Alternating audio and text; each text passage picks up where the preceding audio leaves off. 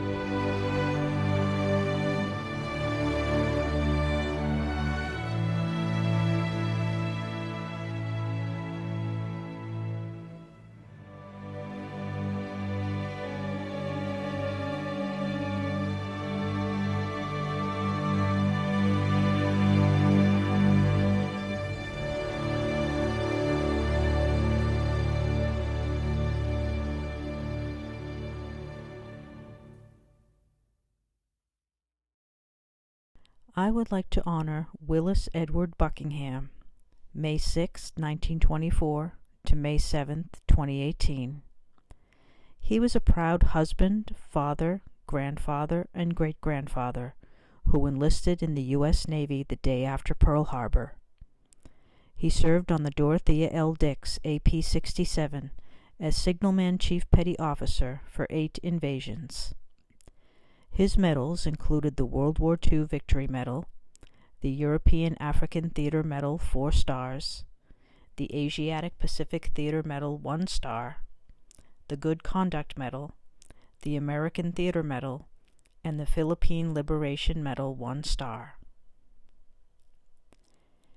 He was a man of honor and integrity, and I love and miss him every day.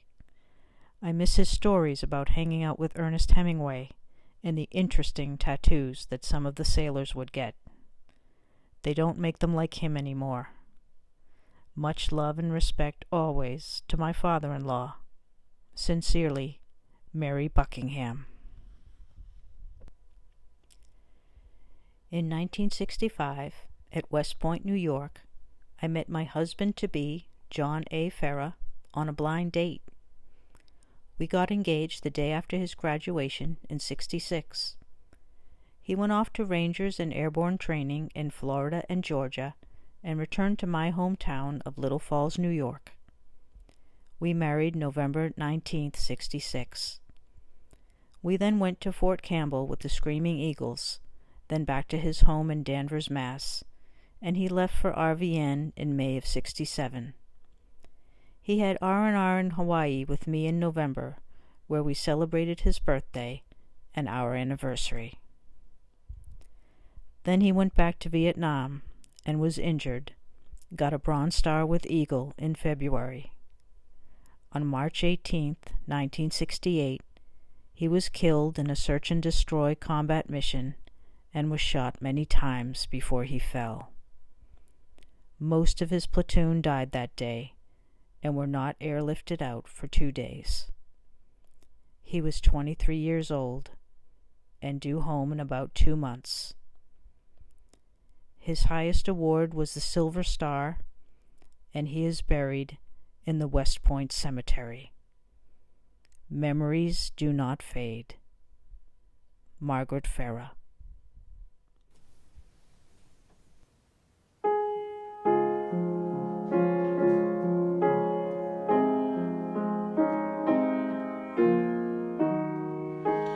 Chief Petty Officer John Kennedy, U.S. Navy Seabees, retired.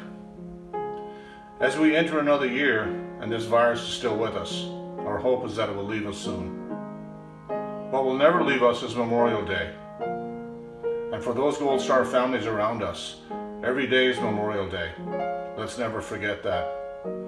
As an immigrant to this country some 34 years ago, I can't help but think of the many immigrants over the centuries who have worn the uniform of this country, defended its principles of freedom, and sacrificed their lives for such a patriotic cause. They are many and from many countries. So on this Memorial Day, let's remember all our fallen, that their memory will live with us every day. God bless and stay safe, everyone. Hi, I'm Jody Ross, Westford Town Manager, and on this Memorial Day, I want to remember all those who have made the ultimate sacrifice in their service to our country. And if you're someone who has lost a loved one in their military service, I hope you find comfort in knowing how much I appreciate their efforts and their sacrifice. Hello, my name is Terry Stater, retired United States Navy Senior Chief Petty Officer. Over the years, it's been my honor and a pleasure to place the flags on the graves of many of our Westford veterans who have now passed. At every flag placement, I would speak their name and spend a moment to reflect upon their service to their country and who they were in this community. This is the second year we have had a virtual Memorial Day tribute. Who would have thought this virus would have affected so many people in so many ways? I miss the parades in the center in the villages.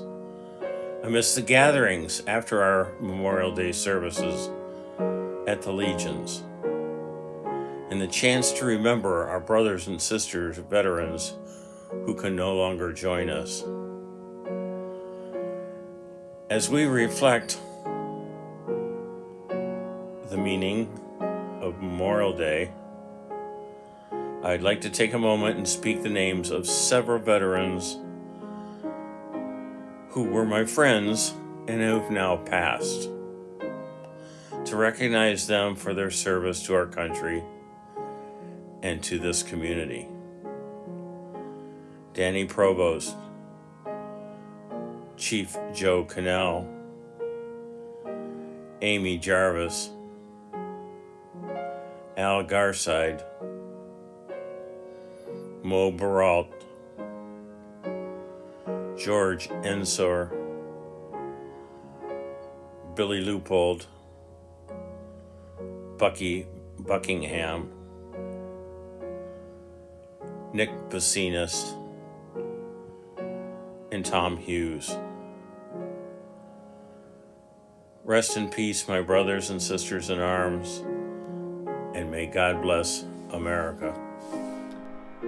This Memorial Day, I will be thinking about our friend Dan Provost, who we lost in early March. Dan spent all of his 82 years in Westford doing whatever he could to make the town an even greater place. I met him 3 years ago when he was chairman of the Cemetery Commission, and I was lucky to know him. He spent 19 years with the Cemetery Commission and served in the past with the town's Conservation Commission and the Town Forest Commission, and also worked as a fireman. He was a great guy, a proud husband to Trudy, a proud father and grandfather, a wonderful neighbor and friend. He was also a veteran of the Air Force and a longtime member of American Legion Post 159. And he was a Gold Star father who lost his own son, Daniel F. Provost, in the Persian Gulf War in 1992. And my thoughts are with Dan's family and friends. I'd also like to pay tribute to my own dear old dad, Leo Monahan, who served in the U.S. Navy in the late 50s and 60s on the USS Lexington. Love you, Dad. Miss you. And finally, it's my privilege to work for the Westford Cemetery Department and the Veterans Services Department. And it's our privilege to look after the resting places of all your loved ones. To all of you who are grieving the loss of someone you love, not just on Memorial Day, but every day, and especially in this really difficult year. We want you to know we're thinking of you, and we wish you a whole lot of love and support and strength going forward. God bless you, and take good care.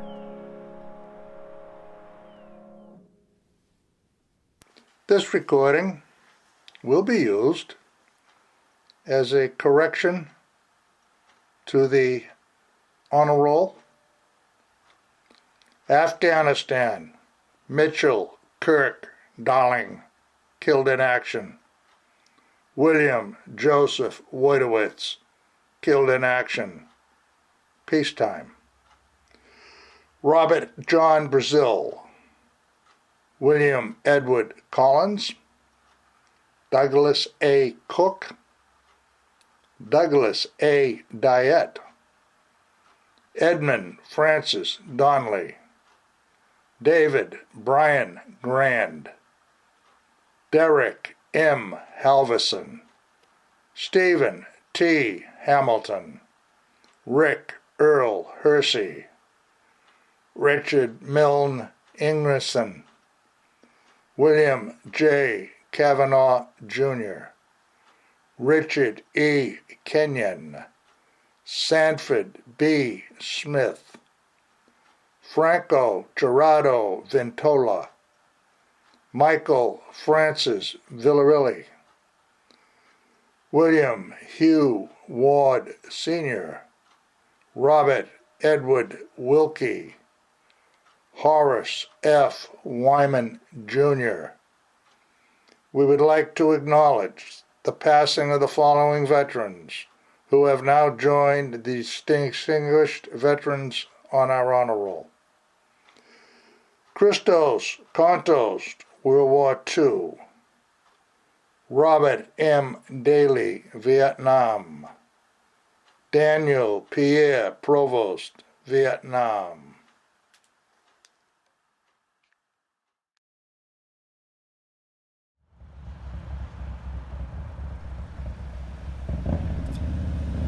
Many people drive through the busy intersection at Groton and Depot Roads, unable to take a closer look at the memorial in one corner.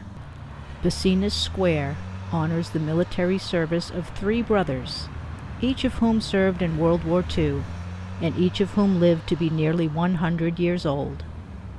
This Memorial Day, let's take a moment to remember the Basinas brothers. James, Nicholas, and Andrew Basinas, known to family and friends as Jim, Nick, and Andy, were born in Lowell, the sons of Greek immigrants. Their father, Vasilios Demetrios Basinas, left Pyrgos, Greece aboard a ship called the Athens in 1910. Their mother, Antonia Koulis, arrived in America 2 years later. She also came from the Pyrgos region, from the village of Alphiousa. She was 16 when she arrived at Ellis Island with her sister, but soon found herself alone when her sister was sent back to Greece after failing the physical exam. Antonia made her way to relatives in Lowell, where she worked 12 hours a day, 6 days a week, as a spinner in the Suffolk and Merrimack mills. She met Vasilios, a shoemaker, after being arranged to marry his brother, and they were married in 1916. They settled in the downtown immigrant area called the Acre, on Adams Street, close to St. Patrick's Church and the Holy Trinity Greek Orthodox Church. Jim was born there in 1917, Nick in 1921, and Andy in 1922. A 4th son, 5-year-old Aristoteles, died of tonsillitis in 1923. The Basinas family discovered Westford when the brothers were hired to pick vegetables at Lakeview Farm, driving out from the city in their 1925 Model T. They swam at Flushing Pond to cool off. Their hard-working parents sacrificed and saved until they were able to buy 7 acres of farmland close to the pond for $100 in 1938. My father was the happiest man alive, Jim later recalled. Vasilios and his boys, then aged 21, 17, and 16, dug the foundation of the house by hand that summer. The house had no electricity or running water until after the 3 brothers returned home from the war, when they were well in their 20s.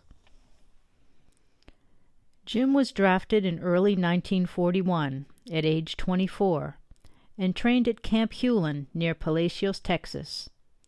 It was there, during a night out at the cinema, that the men were told Pearl Harbor had been attacked, a place they'd never heard of. Jim was put on a cattle car train to California, where he was assigned to the 615th Anti-Aircraft Artillery Group in Vallejo to defend the coast against Japan. Later he was sent to guard the Panama Canal. After high school, Nick worked for 2 years as a welder in the shipyards of Quincy and Hingham, where he had worked on the battleship USS Massachusetts and the aircraft carrier Bunker Hill. He went into the Army in 1943, age 22, and was assigned to the 3rd Army's 19th Combat Engineer Battalion and later the 5th Army's 301st Combat Engineer Battalion. Nick was involved in missions all over Italy. He lived in caves and searched for landmines. He saw heavy combat at Anzio. He marched into Rome with American troops in the summer of 1944. A year later, as the war was ending, he saw the body of dictator Benito Mussolini after his execution in Milan. His unit was also involved in a standoff with Russian troops in Trieste. But Nick was not one to relish war stories. One day, while he was away on a mission, the Germans bombed his camp and killed many, including his best friend. He carried these memories with him for the rest of his life. Andy Bacinas graduated from Westford Academy as class president in 1941, 6 months before Pearl Harbor. As a teenager, he used to stand in the belfry of Town Hall to watch for enemy aircraft. In 1942, he enlisted in the Army Air Corps, where he trained to fly B-52 bombers. He was such a good bomber pilot that he was also assigned to be an aviation instructor. With the brothers away at war, their mother, Antonia, walked 8 miles to and from North Chelmsford every day to catch a trolley to Lowell and her job in the mills, where she was on her feet for long shifts. She gave that up to help Vasilios run the farm. She never forgot the day that an officer arrived at the farm to deliver the news that a soldier had been killed, but he'd accidentally gone to the wrong house. It was that much more joyful when the Bacinas sons came home from war. Their father, Basilios, died a few years after they returned, in 1950, at the age of 60. When Jim returned to Westford after the war, he bought a house next to his parents and resumed his interest in raising minks, an animal valued for their fur. For a time he ran a mink ranch on Hildreth Street, where the Saltbox Farm is now located, which became one of the largest ranches in the state. He also raised chickens, pheasants, and hunting dogs. Jim was an avid hunter and the president of the Westford Sportsmen's Club. In the 1950s, he re-upped to serve in Korea with the 301st FA Battalion, 94th Infantry Division, and after being discharged, continued on with the Army Reserves, ending his almost 35-year military career as a major. Later, he started his own business, Town and Country Construction, and served as president of the Massachusetts Builders Association. Jim loved military history and recalling his own experiences. He was a longtime member of the Reserve Officers Association, and like his parents, he remained involved with the Holy Trinity Church in Lowell. He organized blood drives for the Red Cross. He and Nick were Masons in the William North Lodge for over 50 years. Jim married Beverly Ann Dixon in 1962, and they were the proud parents of Jim, Melissa, and Elizabeth. Nick was honorably discharged in late 1945 and returned home to his parents. 2 years later, he married Nikki Padalopoulos, and she moved in too. They had 2 children, Bill and Althea. Nick put his engineering background to work at Sargent & Sons in Graniteville, where he started as a draftsman and worked his way up to assistant chief engineer over his 38-year career, retiring in 1985. Nick was very active in Westford and served on the Conservation Commission and the Building Committee, and he was a building inspector well into his 80s. He joined the Business Association and was one of the first members of the Kiwanis Club. Nick was a quiet but proud veteran who was a member of the VFW, the Greek American Legion, and American Legion Post 159, where he served as commander.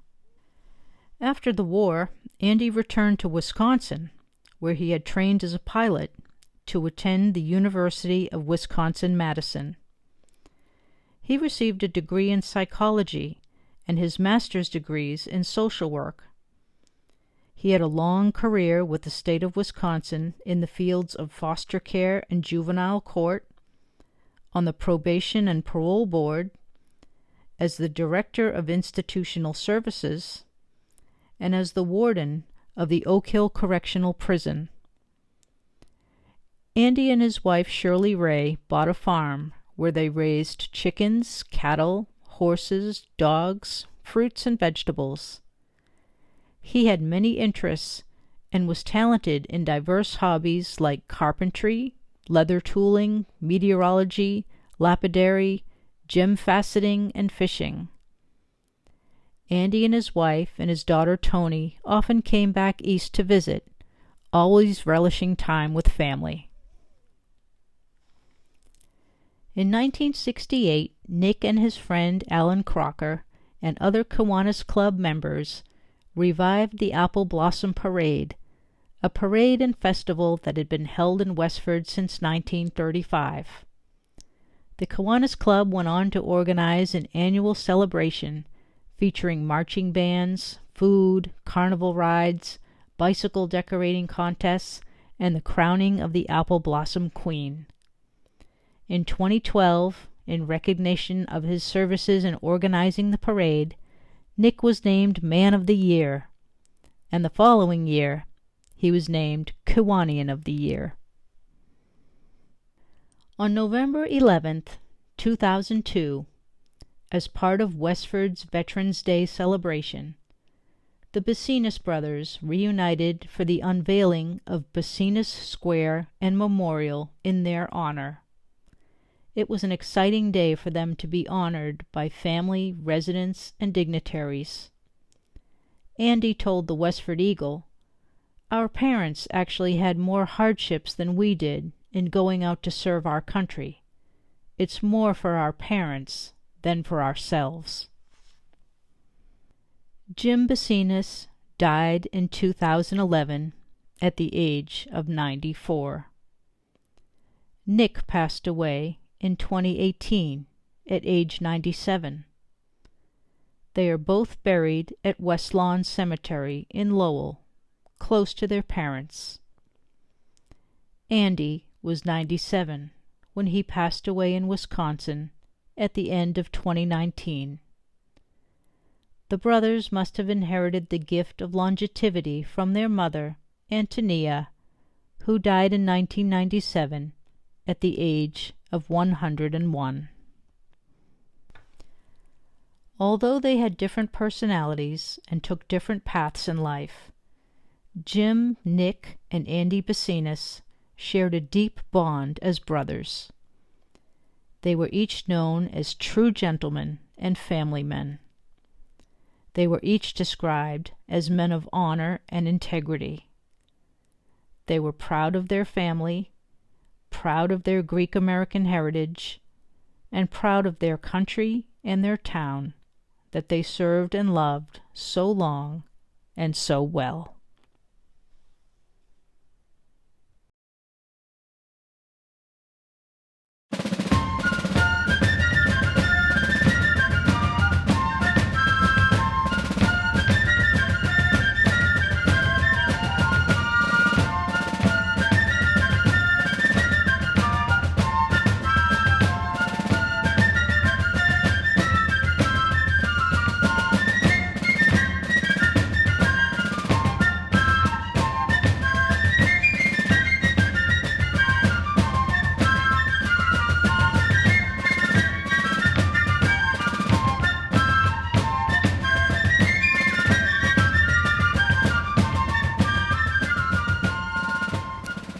Every Massachusetts town has its Revolutionary War heroes, and Westford is the final resting place for more than 60 who fought for America's independence, many of them buried here at West Lawn.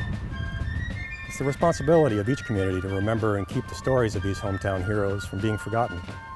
One man who played a significant role during the war, but who has eluded most accounts, is Colonel John Robinson, Westford's highest-ranking officer of the Revolutionary War. John Robinson was born in Topsfield in 1735, the son of Jacob and Mary Gould Robinson.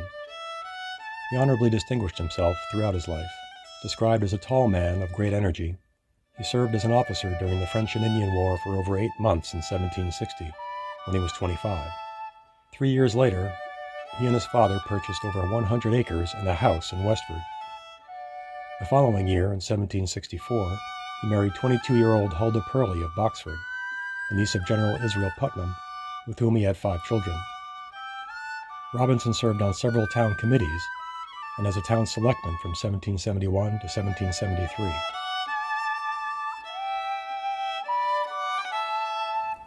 In 1774, the tensions that had been rising between the government of King George III and the colonists had come to a head.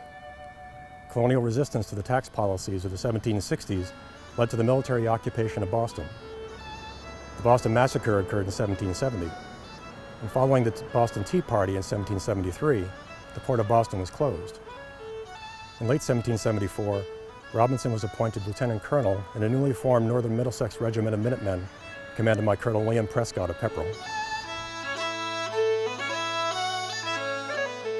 Being of significant rank, Lieutenant Colonel Robinson was one of the first men in Westford to be alerted by the network of alarm riders, made famous by Paul Revere and William Dawes, that the British regulars were marching to Concord to seize stores of military supplies. Lieutenant Colonel Robinson immediately set off on a 10-mile horseback ride towards Concord and Lexington. The rest of the Westford militia and Minutemen followed on foot. It was April 19, 1775.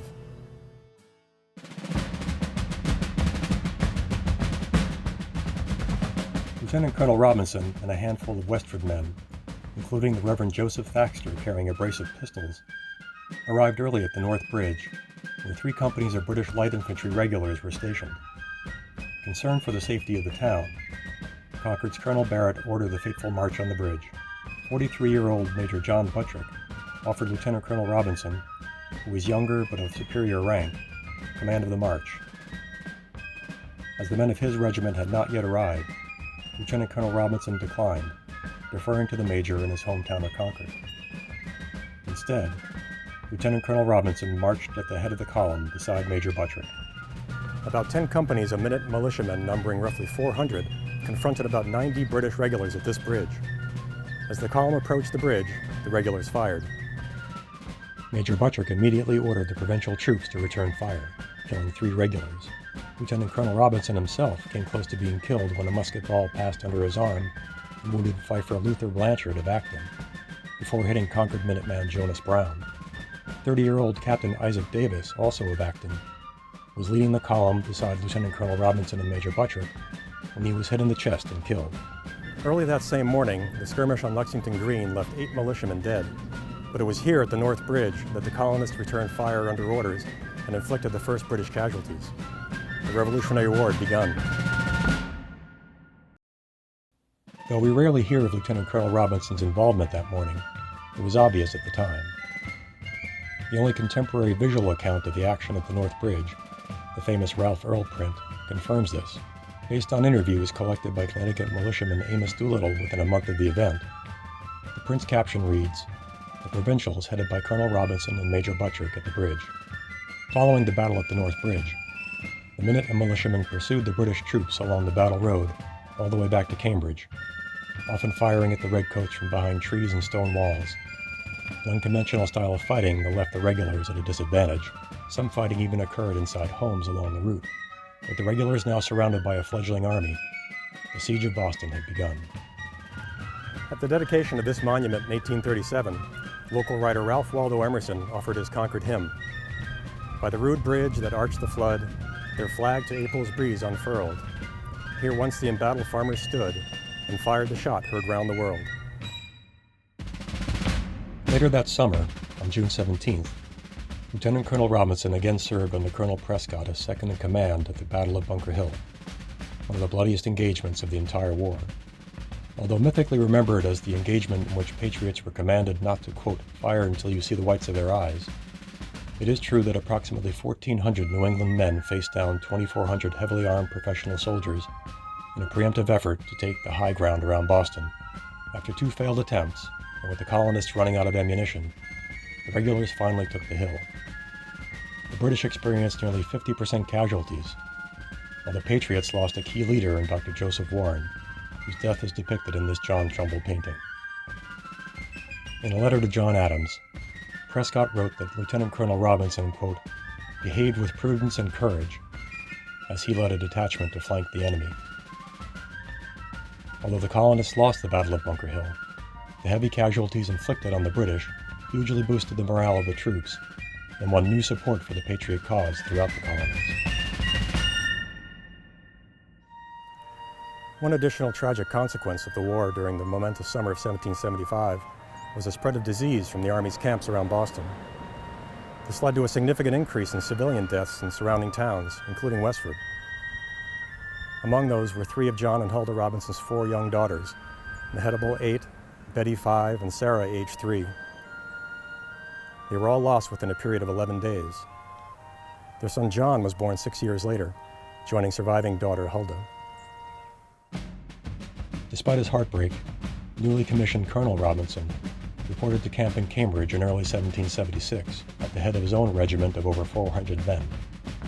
13 such regiments supported the Continental Army under General George Washington during the Siege of Boston, which ended in March on a day still observed in Suffolk County as Evacuation Day. Later in 1777, Colonel Robinson commanded a new regiment, keeping watch over British-occupied Newport, Rhode Island. 3 years after the war, a deep recession and the indifference of the ruling political and merchant classes in Boston drove many people in dire financial straits across Massachusetts to register their grievances. Fresh from their experience fighting a war against the policies imposed by the British Parliament, for which many of them hadn't been paid, a large number of Revolutionary War veterans and officers joined former Captain Daniel Shays in a populist insurrection that became known as Shays' Rebellion. The protesters, or quote, regulators, tried to forcibly shut down the courts and violently attacked an arsenal. Colonel Robinson supported one of his former captains, Job Shattuck of Groton, in closing the courts in Concord in September of 1786, and he was among the many veterans who were indicted for their, quote, seditious behavior and eventually pardoned by Governor John Hancock. Following the rebellion, laws were passed to address many of the concerns of the protesters, and the insurrection had a significant impact on the 1787 Constitutional Convention in establishing a stronger federal government. Colonel Robinson remained an active citizen and family man, residing with Huldah at home in what is now Robinson Road. Their house, shown here in 1902, was destroyed by fire in 1937. This marker now rests at that spot. On the same road, the town also built and named the elementary school in his honor. The Westford Museum holds a few items that once belonged to Colonel Robinson and his family. In 2019, a stretch of Concord Road near his former home was designated the Colonel John Robinson Memorial Highway. Since 1974, the Westford Minutemen have honored the memory and service of Colonel Robinson and all who served on April 19th with an annual Patriots' Day march from Westford to the North Bridge along what is now called the Colonel John Robinson Trail. Colonel John Robinson died in Westford on June 14, 1805, at the age of 70. He was buried in what was then called West Cemetery, later renamed West Lawn, near his home, among many Revolutionary War veterans with whom he served, and beside his parents and 3 young daughters, later to be joined by his wife and 2 adult children. His is the tallest slate monument in the cemetery. In a special ceremony in 2019, the new historical plaque was laid at his gravesite. The inscription on his stone reads in part, "Here rest thine ashes on thy silent grave. May dews distill and laurels gently wave. Let heralds far proclaim thy soul was fired by love of freedom and by heaven inspired. First in the glorious cause our rights to attain. Last in our hearts shall thy brave deeds remain." Almost 20 years after Colonel Robinson's death in 1824, the Reverend Joseph Thaxter, one of the first Army chaplains of the war and a witness to the events at the North Bridge in 1775, said of Colonel Robinson, "A braver and more upright man I never knew." And then he added, "Such men ought not to be forgotten by those who write the history of the commencement and prosecution of our glorious revolution."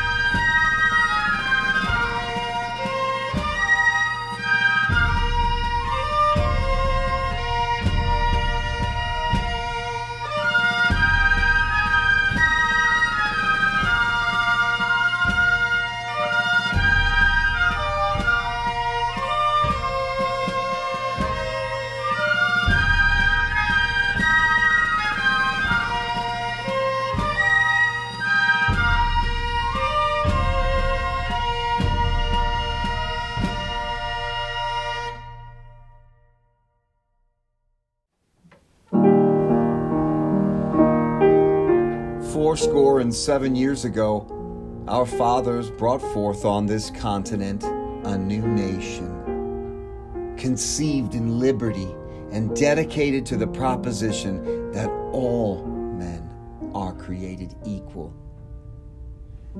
Now we are engaged in a great civil war, testing whether that nation or any nation so conceived and so dedicated can long endure. We are met on a great battlefield of that war. We have come to dedicate a portion of that field as a final resting place for those who here gave their lives, that that nation might live. It is altogether fitting and proper that we should do this. But in a larger sense, we cannot dedicate, we cannot consecrate, we cannot hallow this ground. The brave men, living and dead, who struggled here have consecrated it, far above our poor power to add or detract. The world will little note, nor long remember what we say here. But it can never forget what they did here. It is for us, the living rather, to be dedicated here to the unfinished work which they who fought here have thus far so nobly advanced. It is rather for us to be here dedicated to the great task remaining before us, that from these honored dead we take increased devotion to that cause for which they gave the last full measure of devotion. That we here highly resolve that these dead shall not have died in vain, that this nation under God shall have a new birth of freedom, and that government of the people, by the people, for the people, shall not perish from the earth.